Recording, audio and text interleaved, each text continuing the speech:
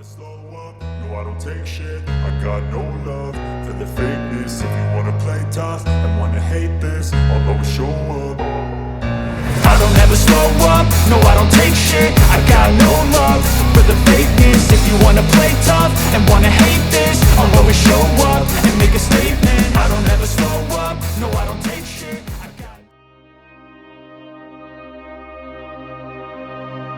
Inilah sosok raja yang membuat runtuhnya kerajaan Pajajaran pasca Prabu Siliwangi.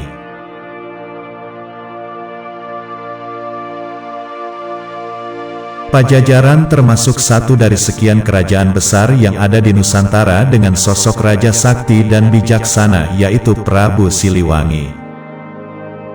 Sosok Prabu Siliwangi dikenal sosok raja yang mempunyai kesaktian dan kebijaksanaan, membuat kerajaan Pajajaran semakin kuat dan sejahtera.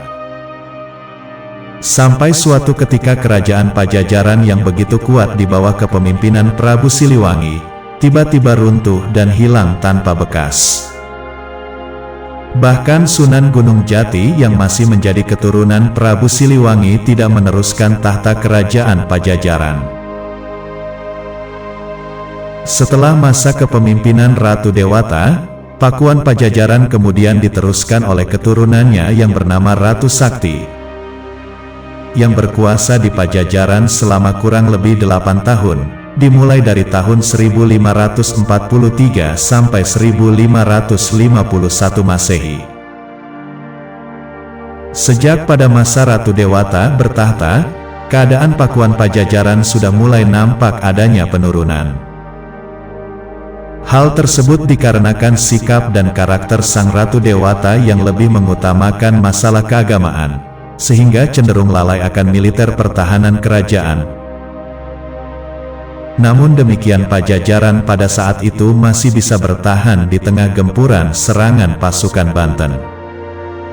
Semua itu berkat adanya para panglima perang kepercayaan Prabu Surawisesa, yang sudah terlatih di medan pertempuran.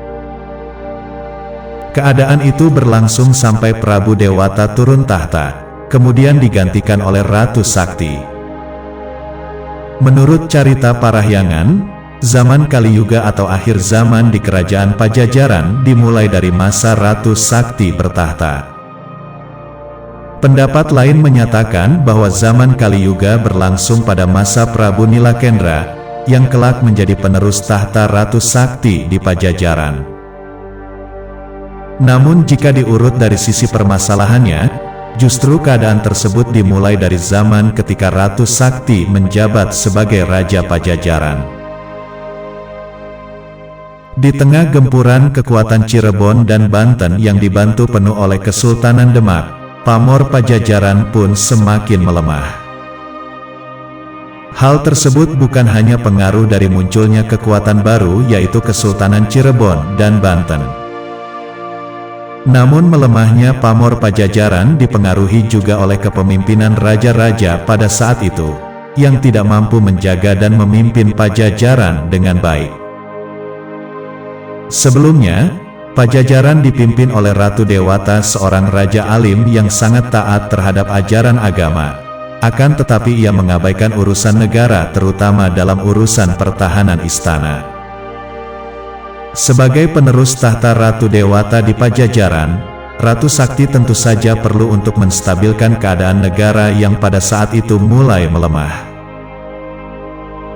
Pada masa Ratu Sakti sebetulnya mempunyai peluang besar untuk mengembalikan kejayaan Pajajaran. Dengan mengambil alih wilayah Pajajaran yang telah dikuasai oleh Cirebon, terutama wilayah Banten dan Sunda Kelapa yang sedang mengalami kekosongan. Pasukan Cirebon dan Banten pada saat itu tengah disibukkan dalam misi penyerangan ke wilayah Pasuruan dan Panarukan bersama dengan Kesultanan Demak. Tentu saja menguras banyak energi dari pihak Cirebon dan Banten, yang menyebabkan terpecahnya fokus mereka ke wilayah Pajajaran, terlebih lagi ketika Sultan Trenggono yang menjabat sebagai Sultan Demak, gugur dalam peristiwa tersebut. Ketidakstabilan pemerintahan Demak semakin memuncak, setelah gugurnya putra mahkota Cirebon yakni Pangeran Pasarean, yang merupakan menantu Sultan Trenggono. Keadaan Demak semakin tidak terkendali setelah banyaknya huru-hara yang terjadi di kalangan kerabat keraton. Ketidakstabilan Demak berlangsung cukup lama, hingga pada tahun 1546 Masehi secara resmi Kerajaan Demak dinyatakan runtuh, dan digantikan oleh Kerajaan Pajang yang kemudian kelak dilanjutkan oleh Kesultanan Mataram. Dengan kondisi demikian, tentu saja sangat berpengaruh terhadap Kesultanan Cirebon dan Banten, karena bagaimanapun, Demak adalah sekutu sekaligus kekuatan besar yang berdiri di belakang Kesultanan Cirebon dan Banten. Di sisi lain, keadaan tersebut sangat menguntungkan pihak Pajajaran, yang seharusnya bisa dimanfaatkan oleh Ratu Sakti untuk mengembalikan kejayaan serta martabat Kerajaan Pajajaran. Akan tetapi langkah yang dilakukan justru sebaliknya, sehingga penilaian rakyat Pajajaran terhadap rajanya sangat jauh dari istilah bijaksana. Berbeda dengan Ratu Dewata Raja Pajajaran sebelumnya yang sangat alim, Ratu Sakti justru memiliki karakter yang keras, arogan dan lebih mementingkan urusan pribadinya. Saat memimpin Kerajaan Pajajaran, Ratu Sakti lebih banyak menyelesaikan permasalahan dengan cara menekan dan kejam. Aturan dan kebijakan yang ia terapkan tidak sedikit membuat rakyat dan bahkan pejabat istana dihukum mati, hanya karena melakukan pelanggaran yang terbilang kecil. Ratu Sakti juga menerapkan aturan pembayaran pajak atau upeti yang sangat besar. Ia lakukan ini hanya untuk kepentingan istana saja. Tentu saja hal tersebut sangat memberatkan rakyat Pajajaran. Ratu Sakti membuat aturan yang berdasarkan keputusannya sendiri. Ratu Sakti dianggap tidak menghormati para sesepuh dan para resi atau pendeta sebagai penasihat kerajaan.